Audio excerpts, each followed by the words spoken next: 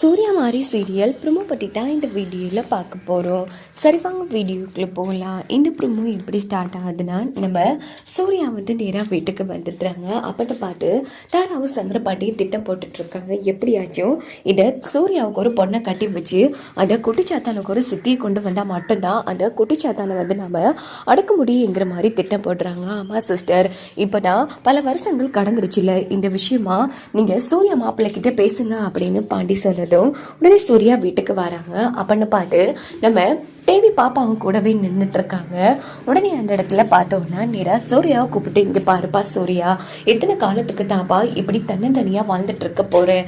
இப்போ நீ ஒரு காலகாலத்தில் ஒரு கல்யாணம் பண்ணா தானே உனக்கும் உன் குழந்தையோட எதிர்காலத்துக்கும் நல்லது அப்படின்னும் போதும், ஐயோ என்னம்மா பேசிட்டு இருக்கீங்க, மாரியோட இடத்துல இன்னொரு பொண்ணை வச்சு பார்க்க சொல்கிறீங்களா, அதுக்கு வாய்ப்பே இல்லை அப்படின்னும் போதும், என்னப்பா சூர்யா இப்படி பேசிட்டு இருக்க, இப்படி அப்போ காலம் புறா இப்படியே வாழ்ந்துடலான்னு முடிவு பண்ணிட்டியா அப்படின்னு போதும், இங்கே பாருங்க என் மனசுலயும் சரி என் வாழ்க்கையிலயும் சரி அது வைஃப்னா அது என் மாறி மட்டும்தான், என் மாறிக்கு மட்டும்தான் இடமா. அதனால தயவு பண்ணி இனிமேல் இந்த கல்யாண விஷயங்கள் பத்தி என்கிட்ட பேச வேணாம் ப்ளீஸ்மா அப்படின்னுட்டு சூர்யா அங்கிருந்து போனது. என்ன சிஸ்டர் மாப்பிள்ளை இப்படி பேசிட்டு போறான், அதான் சங்கரபாண்டி எப்படியாச்சும் சூர்யா மனசை மாத்தி நான் கல்யாணம் பண்ணி வச்சே ஆகணுங்கிற மாதிரி தாரா வந்து முடிவெடுக்கிறாங்க. அப்படின்னு பார்த்து அந்த இடத்துல தேவி பாப்பா சங்கரபாண்டி தாத்தா அப்படின்னு கூப்பிடுறாங்க.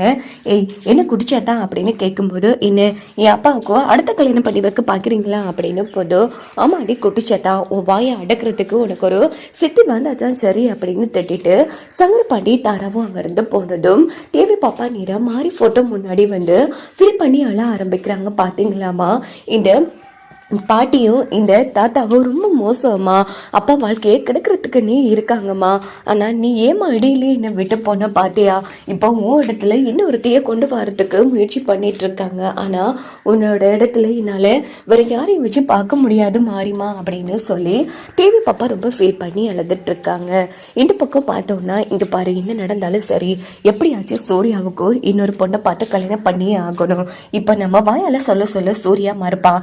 இதுவே ஒரு பொண்ணை கூட்டிக் கொண்டு இந்த வீட்டில் வச்சோன்னா அவளை வச்சே நம்ம சூர்யா மனசை மாத்திரலாம் அப்படின்னு போதும், என்ன சிஸ்டர் சொல்றீங்க அப்படின்னு சங்கரபாண்டி கேட்குறாங்க. ஆமா எனக்கு தெரிஞ்ச ஒருத்தி இருக்கா, அவன் நமக்கு வாழாட்டக்கூடியவதான், அவன் மட்டும் சூர்யாவை கல்யாணம் பண்ணானா ஈஸியா சூர்யாவோட சொத்தையா ஆட்டைய போட்டுடலாம். அதே மாதிரி இங்க இருக்காளியா அந்த தேவி, அவளோட ஆட்டத்தையும் அடக்கி முடிக்கலாம் அப்படின்னு போது, சூப்பர் சிஸ்டர் அப்போ உடனே ஃபோன் போட்டு வரவழைங்கிற மாதிரி சொன்னதும் தாராவும் அந்த லேடிக்கு ஃபோன் போட்டு விஷயங்களை சொல்லி நேராக சூர்யா வீட்டில் ஸ்டே பண்ணுறதுக்கே வர வைக்கிறாங்க.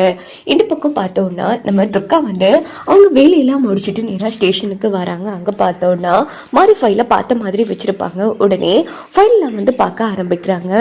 பார்த்தா நம்ம மாறி ஃபோட்டோ இருக்குது. இது பார்த்து துர்கா வந்து செம்ம அதிர்ச்சி ஆகுறாங்க.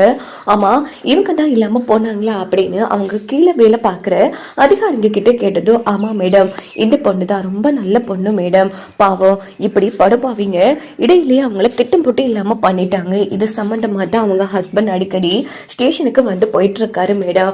அவரும் இந்த குற்றவாளியை கண்டுபிடிக்கணும்னு எவ்வளோ முயற்சி பண்ணுறாரு, ஆனால் அவரால் முடியல மேடம்.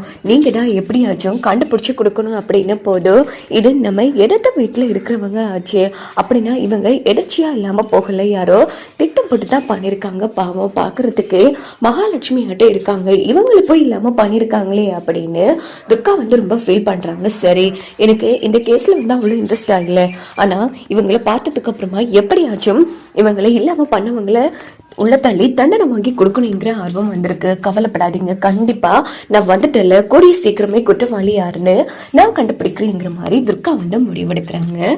இதோட பார்த்தோன்னா இந்த